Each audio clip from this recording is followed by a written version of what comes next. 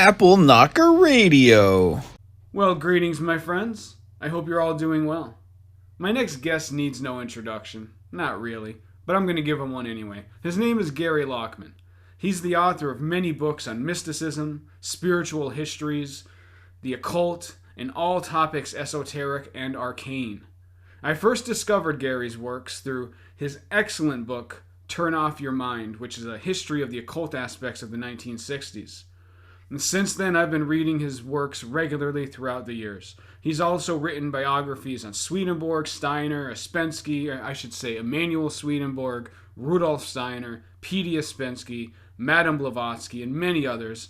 And he's written on a whole wide array of other topics. But today we discuss his most recent book, which is Maurice Nicoll, The Forgotten Teacher of the Fourth Way. Now this one is kind of personal for me. Maurice Nicoll's works were some of the books that I first cut my esoteric teeth on as a young man. I discovered his psychological commentaries on the teachings of GFF Institute. I don't even remember how I discovered them, how I wound up with these books. I was working as a dishwasher and I somehow scrounged up the money to buy what were, at the time, were quite an expensive set of books. And so Maurice Nicoll, to me, is somebody who I've always held in very high esteem. He's one of the figures who led me into this truth in this world that I am very grateful to have discovered. I don't even like to imagine what life would have been like without discovering these things. To me, these things are the meat of life. They are everything. They're at the core of everything worthwhile in this existence. And so I hold Maurice Nicoll in a very high. I hold him in very high esteem. And after reading this book, you get to learn a lot about his secret thoughts and his secret life, and it definitely humanized him for me. But it didn't change anything about the esteem that I hold him in. Actually, it raised it. When you learn about these heroes, these supermen, and you find out that they were just men, they're people. But they're people who had heroic aims and high aspirations. Not high in the gross material sense, high in the spiritual, in the best sense. And when you're reminded that they are but men, but women, but people, to me, as you mature, it actually elevates them rather than denigrates them. Because it makes you realize they're going through the same struggles that we all have to go through. But they refuse to turn around, they refuse to back down, and they refuse to stop. And they keep pushing forward, trying to better themselves and to better the world around them. And so I walked away from reading this book with an even higher esteem for Maurice Nicoll, even though I found out quite a bit of details about him that I would say are rather shocking. But that will be for you to read the book, and perhaps discover a little bit in this coming interview where Gary talks a little bit about the things that surprised him that he discovered about Maurice Nicoll, who he also had studied previous to writing and publishing this book. So I think this is a truly terrific, high-quality conversation, and one that I'm very excited to share with all of you. And so I'm going to shut up, and I'm going to do that. I'm going to share. So thank you very much, my friends. I hope you're all doing well. For people who have no familiarity with Maurice Nicoll, which is really probably a lot of people, can you give a kind of an overview of who he was? Yeah, well, Maurice Nicoll is an interesting character. And if you're at all aware of sort of the esoteric traditions, the Western sort of spiritual traditions, I think he's unique in that he had C.G. Jung, the psychologist, but also the Russian philosopher P.D. Ouspensky, and the Armenian esoteric teacher G.I. Gurdjieff, all as teachers. And he had personal contact with all of them, quite close contact, well, very close contact with all of them, but extended close contact, first with Jung and then certainly with Ouspensky.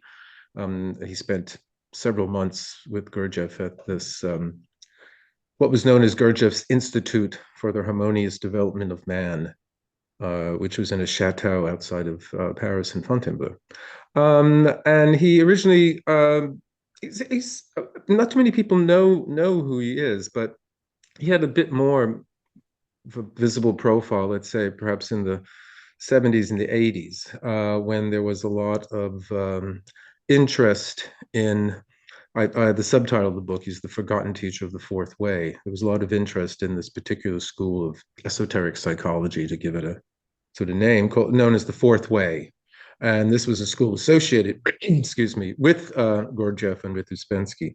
And the reason it's called the Fourth Way is that traditionally there are three traditional ways in which people have sort of sought some kind of spiritual development. And I'll just do it quickly. It's like the physical, so the fakir, the fellow who lies on the bed of nails, is a command over the physical body. So someone who spends a lot of time at the gym or in yoga class today, perhaps, and then the emotions, the monk, a devotional a development. So what's known as bhakti yoga. So the Hare Krishna people that you see them in the street and they're singing Hari Hari Hari, or there's the Hindu saint Sri Ramakrishna, who just at the name of Kali, the divine goddess, he would fall into a swoon.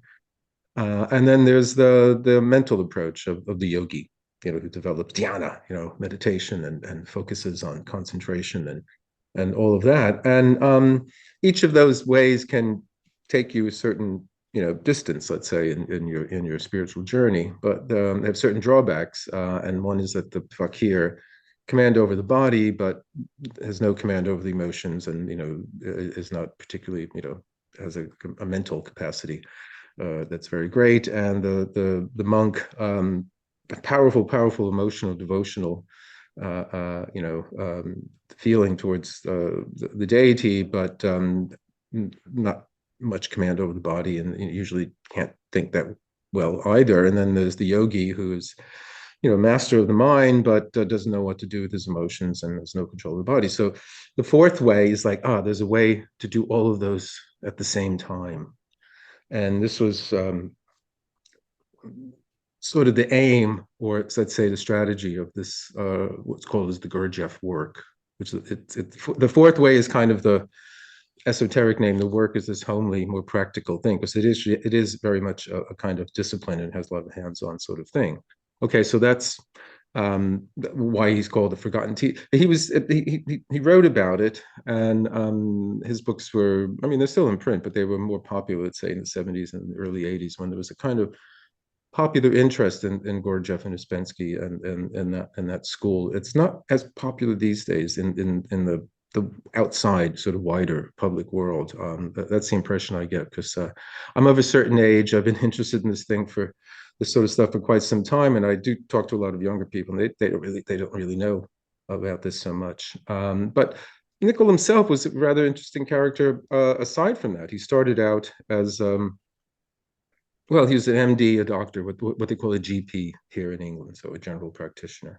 But he got interested in psychoanalysis or depth psychology, which was this is all happening 100 years ago. This is all happening a century ago. So he got very interested in that. He was, for a while, he was Jung's sort of British lieutenant, in the sense that Jung had placed high hopes on him championing his particular form of depth psychology in England, in the UK. And this was during the early days, where there's a lot of rivalry going on between the Freudians and the Jungians and all that sort of thing. But he was a creative individual. I mean, he wrote a best-selling book that it was a comic novel. It's called Lord Richard in the Pantry. And again, I'm a historian, so I go back in the past. So what I can think of in terms of American popular culture is an early 30s screwball comedy called My Man Godfrey, with William Powell and I think Carol Lombard, if I'm not mistaken. The essence of it is that an aristocrat pretends to be a butler, or pretends to be a servant. So it's the Lord is in the pantry, so upstairs is downstairs, and that kind of thing. But this was a best-selling book. It was a stage production, and it was actually made into a film. The film's been lost, but it's on the list of the BFI, the British Film Institute's sought-after films or something like that. So he had an interesting cachet. And then he was a very prestigious psychologist or psychiatrist. There's a street in London, Harley Street, and if your practice is on Harley Street, you've made it. This is like the place. It's like incredibly expensive and all that. So, but he gave all that up. He gave all that up after attending a lecture by this Russian philosopher Uspensky about the ideas of Gurdjieff, and then he basically sold his practice. He borrowed against this inheritance he had to go take not only himself, but his wife and his young child and his sister-in-law and the nanny to go spend a year in this Institute of the Gurdjieff had set up in France, Mm. and they published them. But I think again there was a period when I think in the 80s, Shambhala publisher in the States, who published a lot of sort of Eastern, kind of Eastern wisdom tradition books. They have brought out an edition of these psychological commentaries, which probably is his most, let's we say, well-known and kind of solid contribution to this fourth way tradition. But Mm. one of the interesting things is if you familiar with Jung's work, and if you're also familiar with the work of the Swedish 18th century savant Emanuel Swedenborg, Mhm. who started out as a scientist and then became a sort of religious mystic in midlife, and later wrote these enormous books about his journeys to heaven and hell and the spirit world and other planets, and it's very, very strange sort of stuff. Nicoll became very interested in his work as well, and so I just happened to. I've written a book about Ouspensky, I've written a book about Jung, I've written a book about Swedenborg, so I'm fairly familiar with this. And a few years ago, and before I wrote this book on Nicoll himself, I went back to reading the commentaries, and I hadn't looked at them in a while. And I thought, my God, that sounds like Jung. Mm. That sounds like Swedenborg. And so it's like, oh yeah, well, he was like incorporating this stuff. And in the fourth way tradition, that makes him rather different too, because there tends to be a kind of purist idea to Right. keep it just based on the what we understand to be what Gurdjieff had Mm. left it at when he died in 1949. And I mean, if again, if you know this, if you know the fourth way, people know about this. There is a kind of long dramatic psychohistory, behind it, where Gurdjieff and Ouspensky were working together, and then there was a big split, and then there was a whole kind of not a feud, but a kind of it was like, it was sort of like the Hatfields and the McCoys. If you were McCoy, you couldn't Right. you couldn't mix with the Hatfields or something like that. So it was sort of like that. So, and to tell you the truth, I'm glad that you know what that means, because increasingly when I make references to something that I just as part of my common currency, people look at me Mm. like, oh Oh, you my mean the God, I have to. Hatfields and McCoys? Yeah, I have to say, Oh, oh, yeah, I hope I don't have to explain what the Hatfields and the McCoys. yeah. So I'm glad that you understood that. I'm glad that you got that.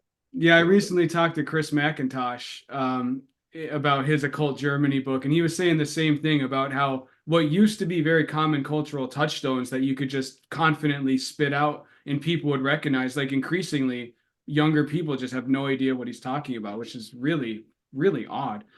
But so reading the psychological commentaries, I brought that up because like I pored over them when I was young, and I was too young to have context to really make sense of them or whatever. But I actually have somehow kept that original set of books throughout this entire life journey. I still have them, and I still read them now and then.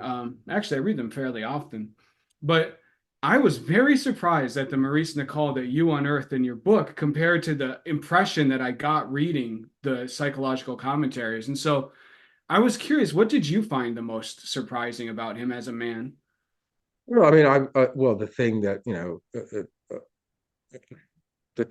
how should we say, stands out in the book is that, well, I'll tell the story. There were these diaries of Nichols that he kept, sort of the late 19 teens and into the early 20s, when he was involved with Jung, and then he changed allegiance and became a student of Ouspensky and then Gurdjieff. And then later, there's another set of diaries that, a longer period over the 1940s, the war years, and then into sort of the early 50s.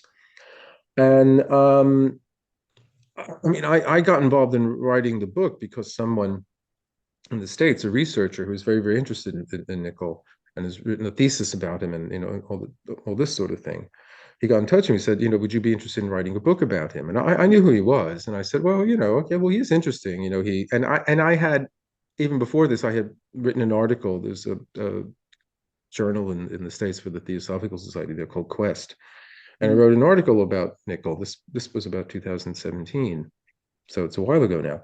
And for some reason, I was drawn back to rereading the commentaries, and so I wound up writing an article about it, precisely because of what I just said. That is, as I was reading the commentaries, I realized that Nicoll had sort of injected some Jungian ideas and some Swedenborgian ideas, and that struck Mm. me as interesting and so on. And so this fellow got in touch with me. He said, "Well, would you be interested in writing a book about him?" And I said, "Well, he's kind of a niche figure, but he is interesting. And I can let me see. Maybe one of my publishers might be interested." He said, "No, no, don't worry about that. Don't worry about that. I'm going to take care of all of that sort of thing." And I said, "Okay, whatever." And then he wound up actually funding the research I was doing, and then he had a publisher lined up. But in the meantime, he had sent me a transcript of these diaries. And the first thing that hits you is Nicoll's obsession with sex Right. in the diaries, and he himself admits, in them somewhere, or says somewhere in them, if it wasn't for the work, if it wasn't for the Gurdjieff work, I would probably have devoted my life entirely to sex. So, again, these were handwritten, notebooks that were found in the possession of the daughter of one of Nicoll's students, a fellow named Sam Copley, who wrote a book about him, Maurice Nicoll, A Vertical Man, a portrait. I say in the book, interesting, the two books written about him were portraits. There's another one by his secretary called Beryl Pokes, it's Maurice Nicoll, a portrait.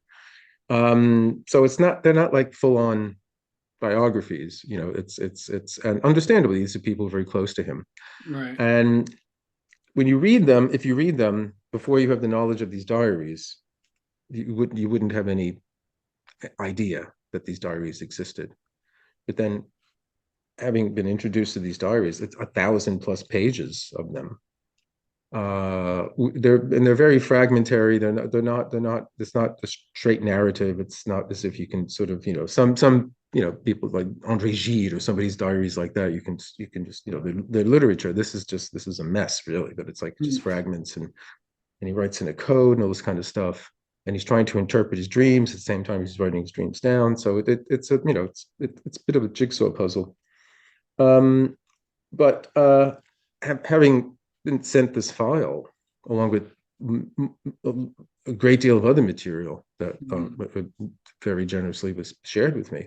Um, uh, and then I went back and reread those books and oh yeah, there's a tiny little hint here that maybe they were aware of what Nicoll was engaged in.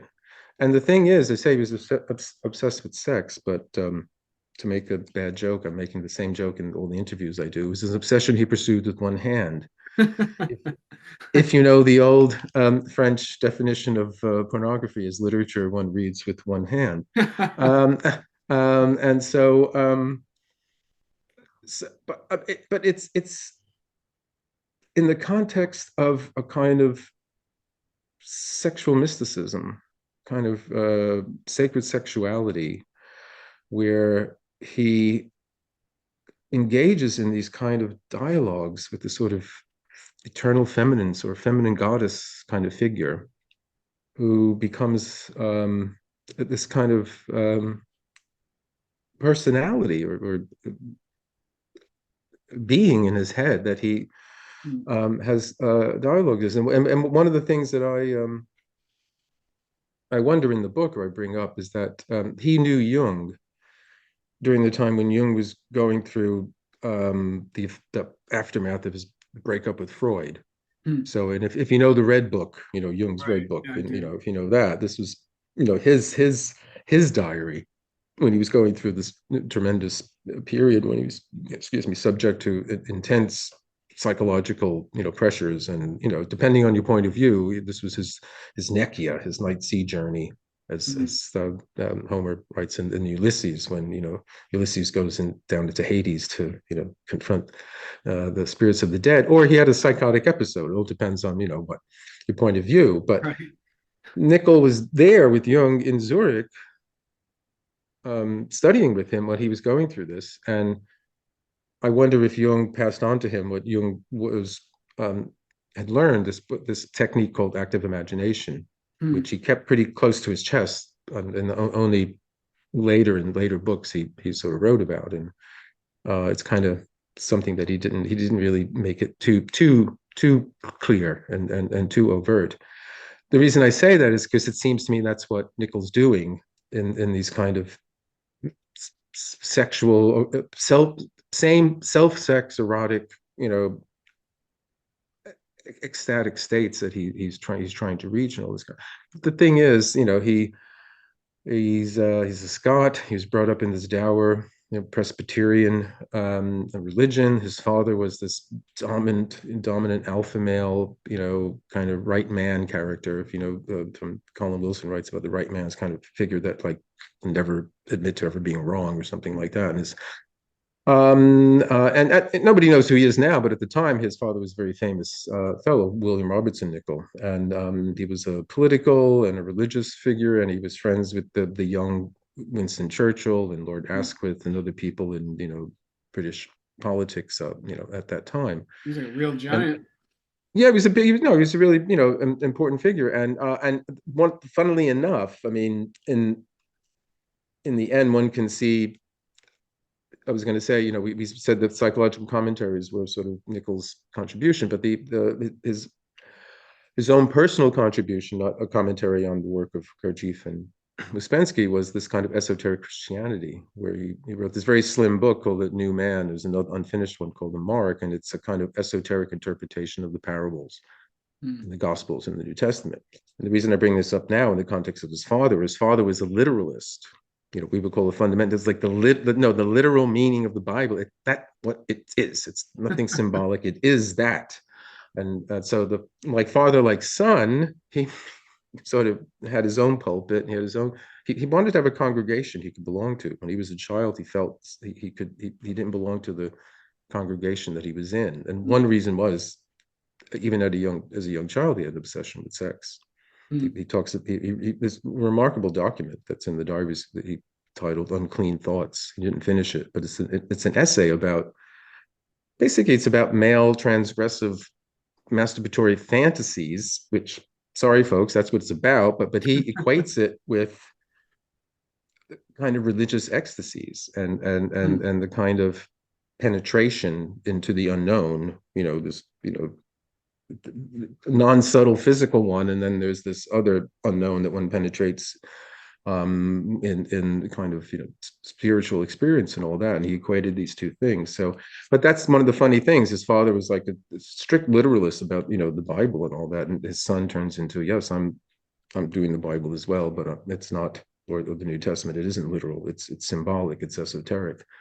And he relates his esoteric, or at least I do. It strikes me that the way he interprets parables is much the same way that he understood Jung's ideas about dreams, in the sense that I mentioned this book that he wrote, was a hit and all that, but he wrote it under a pseudonym, and he also wrote stories for the Strand magazine, which was this famous magazine back in the day. Sherlock Holmes stories were in it and all that kind of thing. But he wrote all those under a pseudonym. But the first book that he wrote under his own name was a book called Dream Psychology. And it's the first book written in English about Jung's ideas about dreams, in contrast to Freud's. And it's kind of got lost because the Jungians don't know about it, and the fourth way people, it's got nothing to do with that. So I thought this was going to be about that. It's not. But the main difference between the two is Freud is interested in where dreams are coming from, right? And Jung is interested where the dream's going to. So what's causing the dream with Freud? This is some thing that you want to do. The dream is, this is symbolic. Let me decode it for you. There you go. That's the reason you have the dream. Jung is still, it's got nothing to do with that. No, it isn't about some past thing. The dream is, it's the unconscious wants to become conscious, but it speaks in a symbolic language. And it's not camouflage. It just doesn't speak in this logical, sequential kind of language. And likewise, the parables speak in a metaphoric, analogical, symbolic kind of language. And if you sort of just, the whole idea of water into wine, well, that just, what does that mean? The literalist would mean, yes, at that point, Jesus touched the water and it actually became, Cabernet Sauvignon or whatever. But actually, no, it's symbolic of the transformation from something natural, let's say, to something, well, the spirit in a way, wine, it's, the alcohol spirit. So there's a symbolic kind of thing, and that likewise Swedenborg did. did that Right, as right. well. So that's another connection there. But that's like the context, that Nicoll was in, but he never got over this kind of early sense of shame and sin and wretchedness that he was brought up with, and also the intimidation from his father. So one of the things I say in the book is that while he was pursuing this kind of esoteric, erato mysticism on his own, Aleister Crowley was doing something around the same time. He's a much more flamboyant, wild, transgressive, rock and roll kind of figure, but he didn't have any of the shame and the up. But oddly enough, he was brought up in an even more fundamentalist family. His Right. parents were the Plymouth Brethren, were like they were people like Christmas is evil. They was they were so they were really bad. They were just waiting for the end of the world, like the Left Behind people, or now they're just when is it coming?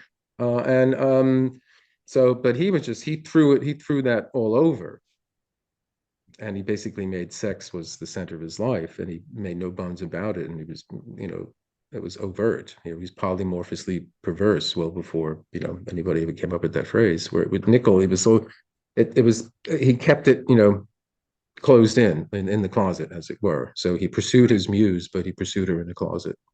Yeah, it was, reading the book, it was I felt a lot of sympathy for him. It was like painful to see his constant battle with himself that doesn't seem to have ever ended. Like he seems to have spent his entire life in this battle between his like desires, his intellectualization of his desires, and then his shame around his desires. It just seems like a very internally difficult life for him. You Yeah. know? Well, I mean, he's very human. I mean, again, and you said, what did I think? Well, I was completely. I had no idea. If you didn't know these diaries that they weren't unearthed, you would never have any idea that any of this was going on in any of his writings.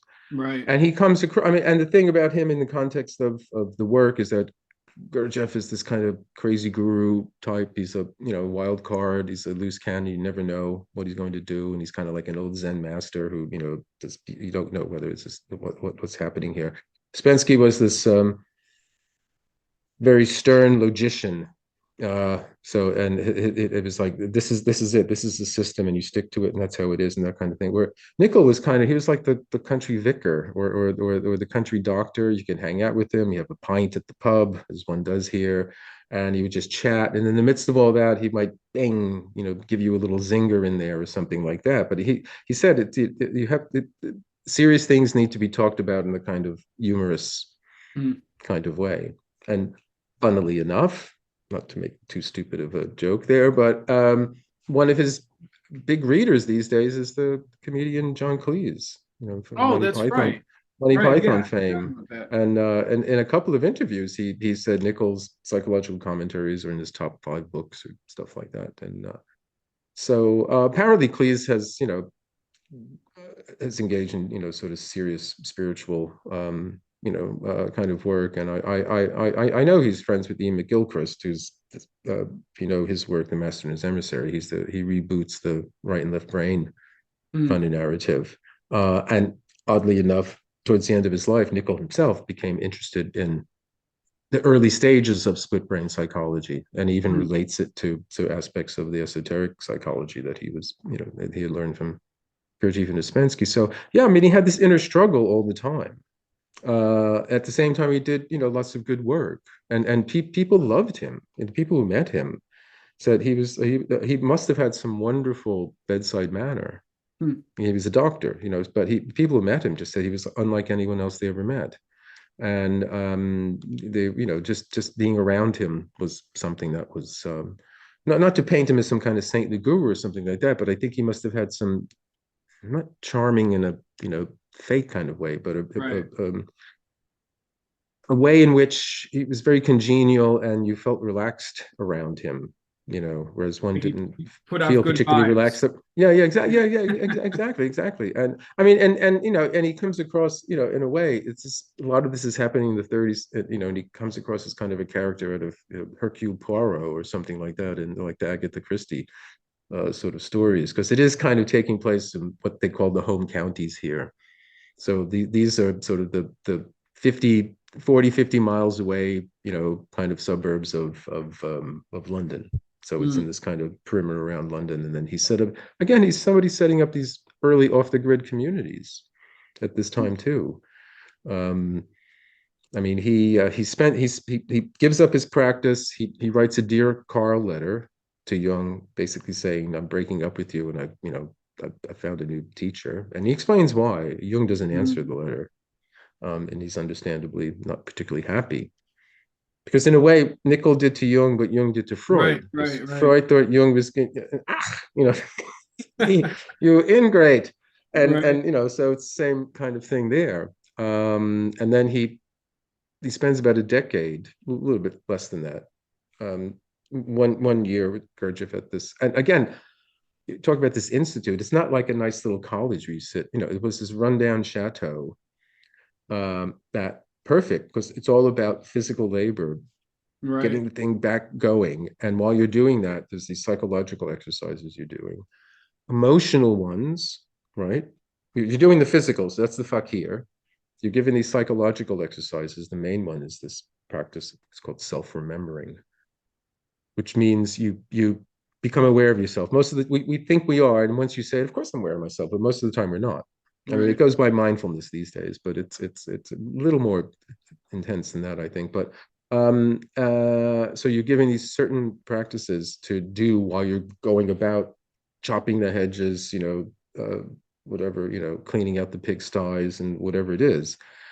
And then the emotional thing comes in because Gurdjieff was a master of artificial inconvenience or induced crisis. He would put people together he knew would not get along, and the friction, the fur would fly, and they would have to deal with it, and you'd have to deal. And one of the practices was you don't not to express negative emotion. So when you really want to say to that guy, you you have to hold it in, and then all of that, and this is all to get you out of this habitual, mechanical state we're in all the time. So we there's a way we come to assume that this is us, this is how we are, this is how I am. Hmm. And Gurdjieff would say, no, that's one way in which you are, and you've solidified in that way, but you're plastic, you're multiple, you can be many different ways, and I'm going to show you. And he would create different situations in which you were taken out, not only taken out of your comfort zone, you're taken out of your discomfort zone as well. So it's like it's and this is one of the things they say in the book. There's some point where they're all there, and it's Nichols there, and very intelligent people. A.R. Orage was this brilliant editor of this journal called the New Age at the time, before the 1980s New Age, but this is like 19 teens and all that. People like H.G. Wells and Bernard Shaw, people like that contribute to it, and other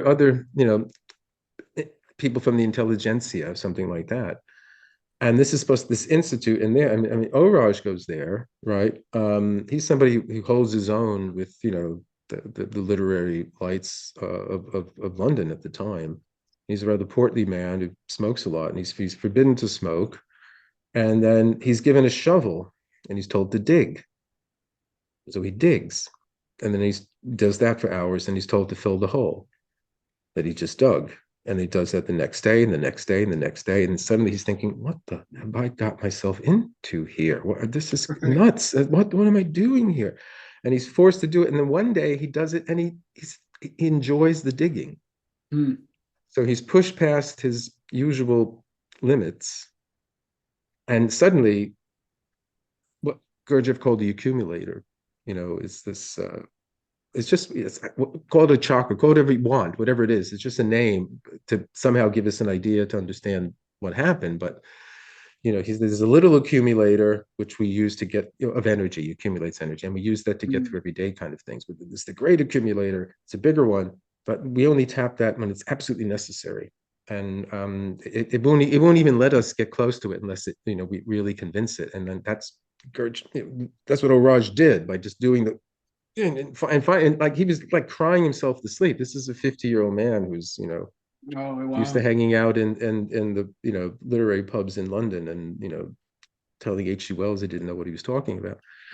And suddenly he's crying himself to sleep at night, and then the next day he enjoys the digging. And one of the things I say in the book, and I think whatever you might think about you know Gurdjieff claims to be where he learned all this, from the Sarmon Brotherhood and all that. I think he knew how to induce second wind, which is, Hmm.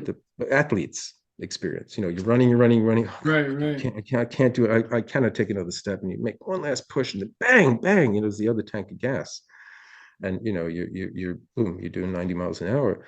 And so he again, there's all these different ways to create situations in which the usual limits that we find ourselves in, we have to break through them. And hmm. once we do, it's like, oh my God, I Right. didn't know. I didn't know that had this capacity. So this was like and that's in the context of a whole cosmology of, I can't even go into that. It's rather complex, and certain Right. esoteric laws and things like that. But that was like the psychological, I would say, base of it was this. And even Nicoll says, I mean, Gurdjieff's method is one of inducing frustration. Hmm. And I mean, people at the time, a little bit earlier, the great American psychologist William James, he knew about this, but he didn't write about it in an esoteric way. But he wrote a wonderful essay called "The Energies of Men," and it's about this phenomenon of second wind. And he says, Hmm. we possess, reservoirs of energy that we never draw on because we don't know they exist, because we live subject to degrees of fatigue that we've only come from habit to obey. Hmm. And I don't think you can get away with it now, but he talks about what he called the bullying treatment with some, neurasthenic patients, like, oh my God, doctor, I simply can't get out of bed. I can't do anything. Not today. No, please. And they would be forced to do something, Hmm. get up or whatever, simple thing. And suddenly, bang, it's old Charles play. Ooh, I'm going to go run the marathon. So Hmm. these people had convinced themselves that they were completely lethargic and had no energy and things like that, but it wasn't true. Right. And so yeah, so that's kind of the method that Gurdjieff employed, and this period that Nichols spent with him there, this became the most meaningful time of his life. And Hmm. in these off the grid communities, he tried to recreate what he experienced there. Right. I love hearing the term second wind, because something that cracks me up when you read like Beelzebub's Tales of His Grandson or something, like the terminology, like the Kunda buffer and everything. It's so incredibly bizarre. And I love when people can take the concepts and be like, I think he was talking about a second wind, like it's not like quite as bizarre and like Right. impenetrable as he talked about it. But sorry, go ahead. Well, I was going to say, but that in itself is an obstacle course. You want to Right, know what right. I'm talking Actually, that's a about? You great know, you point. know what That's I'm a talking great about? point. Okay, you got to make some effort here. And the Kunda buffer, that's like, well, it's like this is a dig at all the people that were practicing Kundalini, you Oh, know. right. You did. I think you mentioned that in the book. I think you Well, mentioned that somewhere. somewhere. I mean, that was the basic Yeah, thing. yeah. So it's all this. Oh, no. The thing about all these people that generally don't have anything good to say about each other. So the people, don't go to the Gurdjieff thing. No, don't do that. And Jung famously, one of his clients was also an anthroposophist, a follower of Rudolf Steiner, and she wondered what he thought of Steiner, so she brought him some of Steiner's works, and then she asked him later, and he said that man should be in an asylum. So it's like, so we coming after this, we think, oh, they're all on the same march together towards higher consciousness. No, they just, they're all, competing with each other in some way. And I'm not saying that in a derogatory way, but it just is the case. And so Gurdjieff is basically saying, no, don't do that. I mean, one of the things was, Gurdjieff and Spensky said, forget about the dreams. I mean, Nicoll wrote a book about dream psychology, and they're basically saying that's useless. Is it useless? No, it isn't. But that's we're not doing that. We're doing this. Hmm. But he kept the dream diary anyway, you know. So Right. and so it's there. So there's all, you know, it's like, different bands. You like different bands, but the bands don't necessarily like each other. Right, right. Like those bitter, like Neil Young and who was it? Leonard Skinner and Right? all those Yeah. like feuds. And Dylan was always known for like being really harsh on other artists. So yeah, yeah. Oh That's yeah. that's Well, yeah. that's funny to liken it to the rock star thing. But you also, so in the book you mentioned a little bit about Nicoll's interest in Hermeticism, which I found very Mm, interesting because I'm personally very interested in Hermeticism. mm. I'm curious if you could talk a little bit about that, but also because you have limited space in your book and you're working with all these diaries. How extensive was his interest in Hermeticism? Like, what was your impression from the journals? Well, he read quite a bit. I mean, he read the Hermetica, the Corpus Hermeticum. And he talks about in the diaries the law of fate, or the rule of fate, or something like that, which is it's that's a theme in the Gurdjieff work too. There's the law of fate and the law of accident. So most of us live under the law of accident because we're not Right. awake. And we're chopping and changing, and our weather vane is turning around all the time, depending on whichever way the wind is blowing. But when you come under the law of fate, when that happens is when something called the magnetic center, that they call, um, awakens in you. Then your weather vane becomes a compass, and it's pointing towards, blah, blah, blah. That's a sort of metaphor I put in there.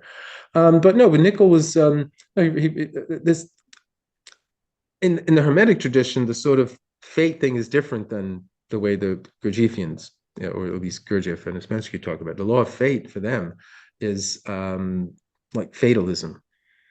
Mm. It's like determinism.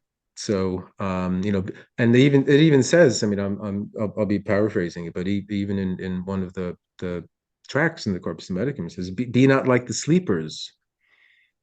Don't just plod through life, uh, you know, following what everybody else does, and being pushed and pulled by. So you have to draw yourself out of this law of fate. And this was, I mean, there are some similarities. I mean, if you know the Hermetic tradition, the whole notion of what we don't know we don't have any names of who did this. We know who the Gnostics were, or some of them at least, and they were contemporaries of the Hermeticists in Alexandria and other places around the time. This is around circa 200 AD or Right. something like that. But the Hermetics had this idea that we descend from the heavens, and as we descend to Earth, we pass through these planetary spheres, the seven planets that they knew at the time. And as we pass through that, we acquire, or we take on, or we basically get loaded with the stuff from each of the planetary spheres. So from Jupiter, you get something; from Saturn, you get something; from Mars and Venus and Mercury and the Moon, and so on and so on. And as we say, it's a kind of it's a kind of weight. It's a kind of burden that, in order for us to return back to the, to go back to the source, the journey up the planets, we have to somehow transform this kind of, as you said, heavy material, just put it simple, heavy material Right. that we pick up from the planets into something that's more refined, and that kind of thing. And that journey back up and journey down. I mean, Gurdjieff, I mean, he knew all this kind of stuff. And again, Ouspensky is the one who kind of systematized it.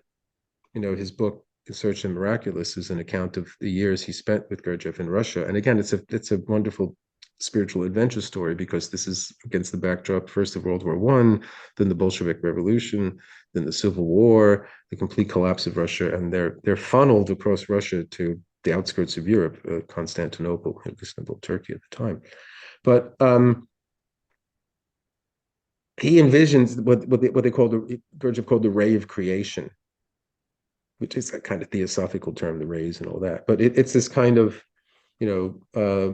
vertical chain, or ladder of different levels of dimension, of It different also planets. associated with the do, re, mi, fa, sol, la, ti. Is Yeah, that? yeah, it was the octaves. Yeah, the octave. Again, he put it all together. So that's the octave. What the ray of creation is, kind of a cosmic octave, and this whole notion of the octaves. This is kind of the law of seven.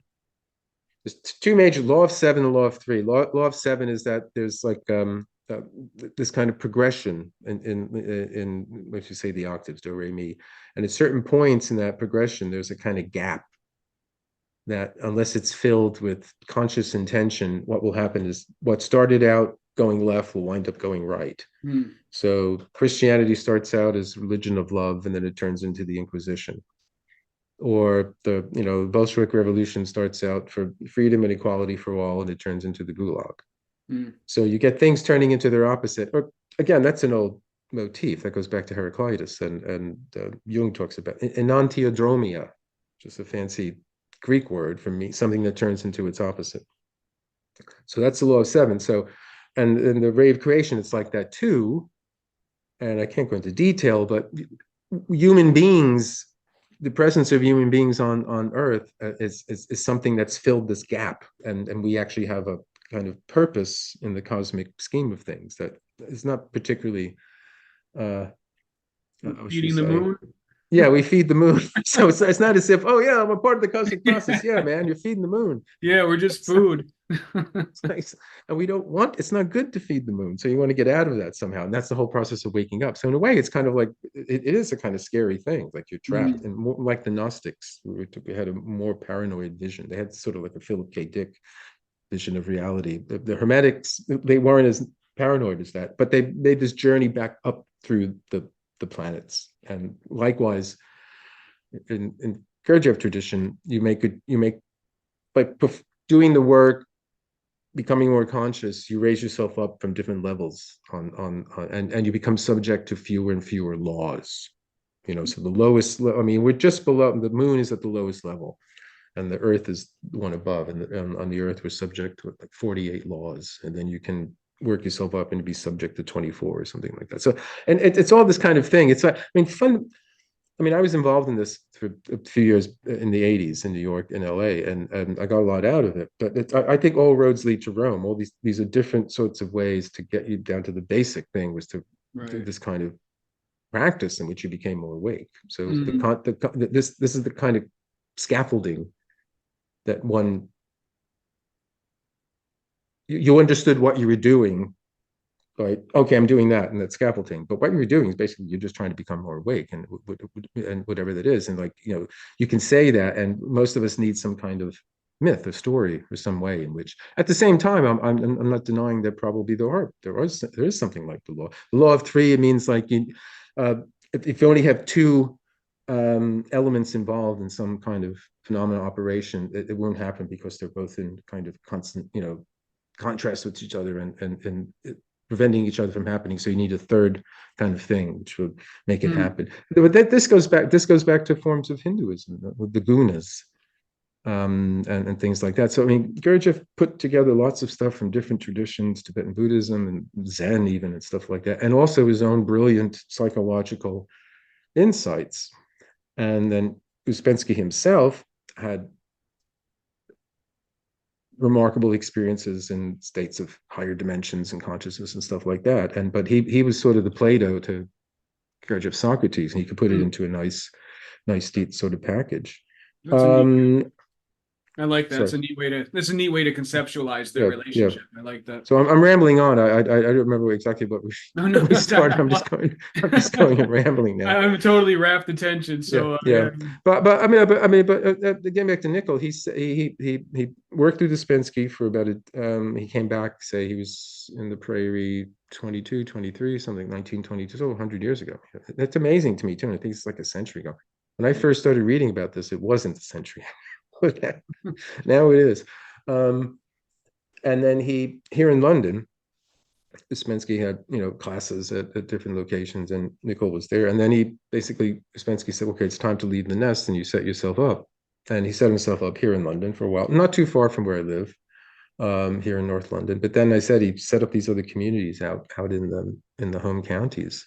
And he tried to recreate his experience in Gurdjieff's Institute. And one of the things they did in the Institute was they built this structure they called the study house.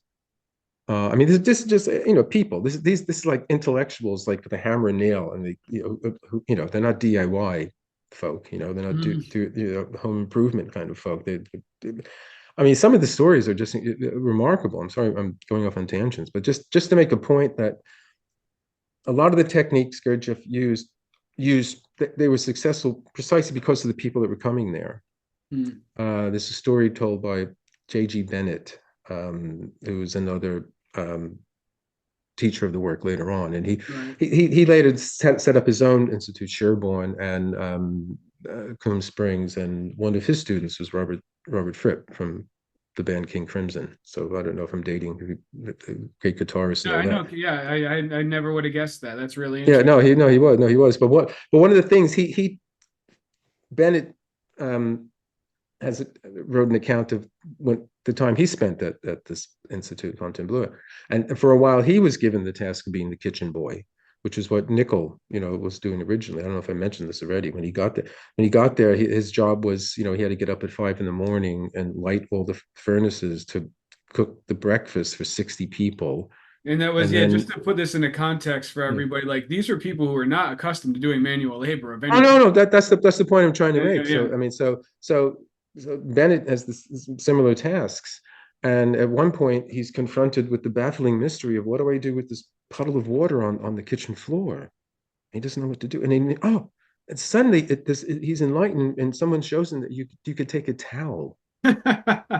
And this is somebody who he probably tied his own shoes, but he made, you know what I mean? It's like Right, these are people from aristocratic, and I'm not in any way being derogatory about this right, or right, being right. critical, but this is just putting in context. These people, didn't cook for themselves, didn't do their own laundry or clean or sweep, blah blah blah blah kind of thing. Certainly Nicoll didn't. He grew up in a very, what we would call, privileged, kind of family background and all that kind of thing. And suddenly you're put in a position where you have to do all this kind of stuff that you what? And so, but if you were like, an average person, whatever, did the usual sorts of things, it might not have had quite the same effect. So that was Right, another right, right. aspect of it, make people do something that they never, ever, ever would do. So people that are very kind of timid, that okay, you have to slaughter the chicken. You know what I mean? Or something like that, Right, and right. I don't want to slaughter you. Do you want to stay here? You have to slaughter the chicken, kind of thing. Um, so yeah, so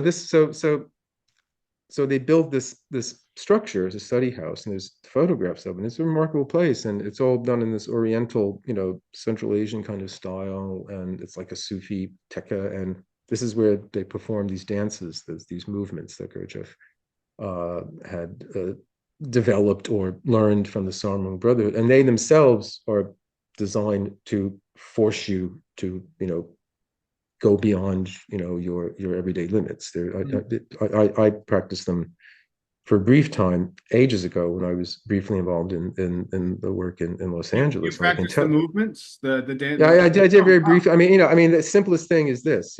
It's hard enough here. Some people Huh. can't do that, right? I'm not saying try it, but maybe later on after the interview. But it's doing that plus 25 other things, Very to interesting. this kind of music, this incessant kind of piano music behind you.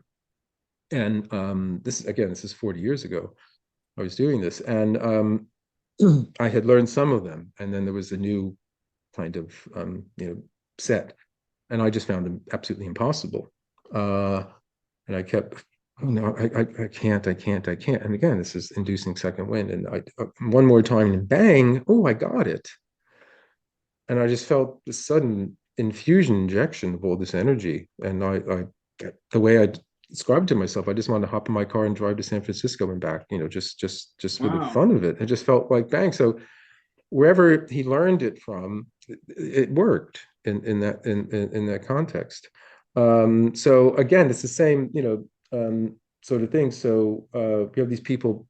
Nicoll was trying to do the same thing, and so he got this property outside of London, and this would have been, I guess, I'm trying, just before the war started, and World War II. Again, it's a long time ago. People remember that, and no, we live in a very. I've come of age. I realize I live in a world now. It's like it's lots of people don't. We mentioned this earlier. I'm being silly about World War II, but still, it's kind of like. Um, I would even wager, though, there are a lot of people who only know World War II conceptually and don't actually know the time range that it happened. I would bet right. money that that actually is relatively common now. Yeah. Yeah. Unfortunately. Yeah. Yeah. And but on this property they got, they did the same thing. They built a house. They built a structure to it. But the whole idea was to get it up quick. Mm, It's not, we don't build to last. This is what Gurdjieff said. Everything is quick and dirty. Get it up quick, and it's for a particular purpose at a particular time, but it's not to last. And so there's all these funny stories about Nicoll having to, whatever health and safety, who had to come and inspect to see, if this was habitable or whatever, the structure. And he's like plying the guy with sherry, and it's all like, you can see it could be a kind of comic kind of thing. It's like, okay, how do you, and he makes sure he doesn't step through the flooring where there's no board underneath it. It's just a plasterboard. So it's slightly comic, but he had to like get the guy out before he realized that this place was just jerry rigged. But it's just put together That just is for a funny. particular time, particular purpose, and the people who did it, they could feel justly proud of it. It's like, we did this, we put it together, and these are people who, it's not what they do.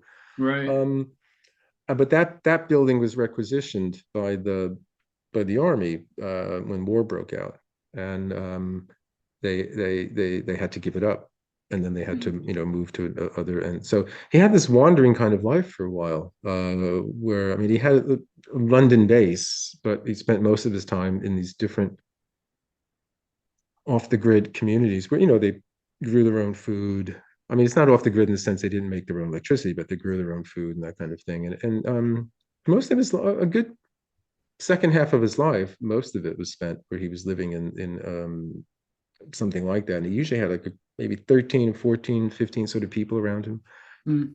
all the time. And his wife was very much, she was involved in it as well. She became a student and teacher of it as well. So it became his life work. And in a way, he kind of finally found the congregation that he belonged to. And he was not only a member, he was sort of the head of it. And he was, giving his sermons, once a week. And that's the psychological commentaries, were these sort of Right. sermons he delivered once a week to the groups. Hmm. Yeah, he has the one passage in the commentaries where he talks about he's remembering the day where he realized his teacher didn't know what his teacher was talking about, and he realized that nobody knew what they were talking about. I return to that all that there's something very inspiring in that. The way that he writes it, you can feel the emotion Mm, coming through. It's one of my favorite like short passages of a like a seeker's account of things. mm, mm. But No, no, no. I was going no, that no, go that ahead. that, that I was going to say that passage in particular is one that John Cleese has pointed out as saying, yes, this is what convinced me that Nicoll knew what he was talking about. Oh, that is really interesting. So, man, we're about at the end of the hour. Thank you so much for your time. The last question that I would ask, well, actually, I'll ask you if you have any other projects in the pipeline. But the last question relevant to the book specifically is, so before I ask this, let me say to all the viewers, the book is worth reading no matter what, just as a biography of an extraordinary man. But I'm curious what your feelings are on Nicoll's like potential worth as a spirit. Like somebody is a seeker, they're trying to figure Mm, these things. They say they go specifically to the fourth way. You've got Bennett, you've got Ouspensky, you got Gurdjieff to a lesser extent because his books are so opaque, but so you mm. have all these various people. What would you say is Nicoll's place in that teaching? And if somebody were to come to you and ask you, like, should I study Nicoll, what would you say to them after having spent so much time immersed in his work? Um, well, I would say he has a particular take on it, and it's this notion of esoteric Christianity. Because somewhere along the line, Gurdjieff says, the work is like Christianity, but it was a Christianity before Christ. And you mentioned Hermeticism, and there's some schools of thought that see Hermeticism as a kind of precursor to Christianity, in the sense that there's similar motifs and themes and sensibilities in the Hermetic writings. And years later, there was even a movement in the church. This is during the Renaissance, to include some of the Hermetic writings in actual, Catholic dogma. So there's sufficient, reason to understand why Gurdjieff might have called it, esoteric Christianity. But this was the thing. Nicoll was a very religious person. He had a deep love of Christ, and he wanted somehow to. He didn't the kind of Christianity he grew up with, this Presbyterian, but this can't be what Jesus's message is. Right. So what he did was what Swedenborg did. He took the Swedenborg is a particular kind of correspondence with the scripture, and it's a one-to-one kind of thing. That's not exactly what Nicoll doing, but I'm saying he sees the parables, and this was Ouspensky wrote about this as well. There's a chapter in his book, New Model of the Universe, called Christianity in the New Testament, where he looks at the Gospels as uh, products of what he called the inner circle of humanity, and this was this body of people who had this esoteric knowledge that created these kinds of things and sent them out into the world. So the Sphinx is one of them, the pyramids and other things like that. The Gospels were one of these things as well. And those who have ears, they can hear. Those who have eyes, they can see. They can read, not the literalist, but the deeper symbolic kind of thing. So this is what Nicoll did. So if you're interested in that, then go for it. It's not for everybody. But I would say if you are interested in the fourth way and you've read Uspensky and he's readable, but it can be a bit dry. And as you say, Gurdjieff is kind of the fount of it. But aside from meetings with remarkable men, Beelzebub's is a real minefield to Yeah. get through. So if something that's more congenial and you get the feeling that someone's there just talking to you, which is bedside manner, and Nicoll's commentaries, I would say, and I think you could benefit a great deal from reading the commentaries, even if you're not particularly interested in the work per se, because there's deep, profound wisdom about human psychology and human being and our place in the cosmos and all that sort of stuff in it that you can glean from it. So he's a very congenial, friendly sort of gateway into a teaching that at times can be a bit austere and a bit, very, very severe. And his approach to it was less so. It was more kind of warm, I would Mm. say. Mm.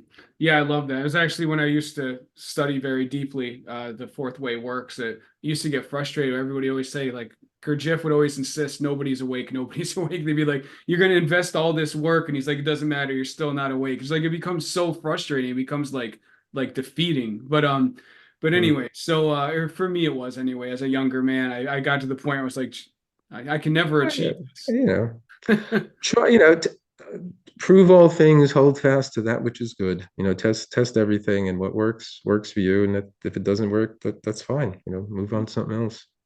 Right on, And man. that's how I always felt. You learn what you can from who you can.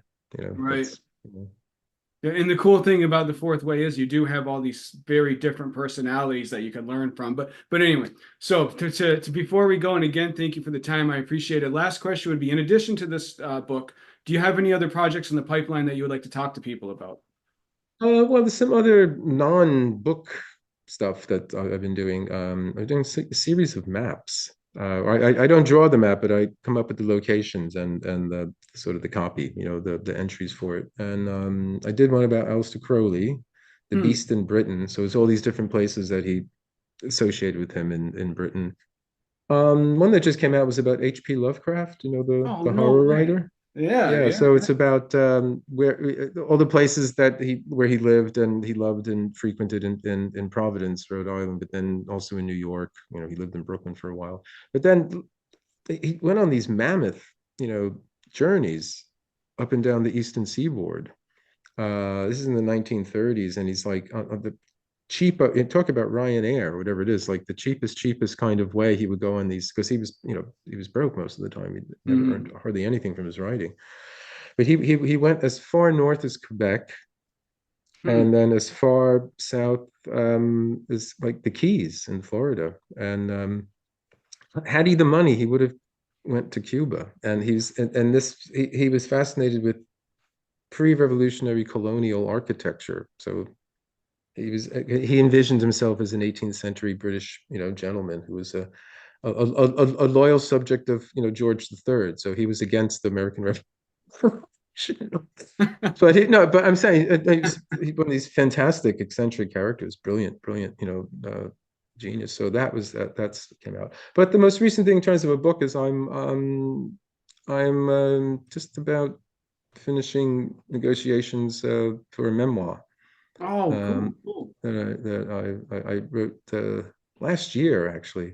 Basically, keep myself sane. I won't go into the detail, but I just started just writing randomly notes about well, the essence of it was a lot of people ask me. because of my past, you mentioned, the photos up there. So how did you go from playing in a rock band to writing the kinds of stuff you do? And I said, well, how did I? So I wrote a book about that. Oh wow, awesome. Yeah, Yeah. Chris McIntosh too is coming out with a biography, which I told him, I Really? said, this is great because we study you, it's a generalization, study people like you, but getting to know you as people, it does help. Like it does, to me, it grounds the research in the books a lot. So I'm always Mm. excited when you guys have put out your autobiography. So I'm really excited about that. I mean, the map of the Lovecraft map, is that actually on sale right now? That's out now. Yeah. Yeah. Okay. So it's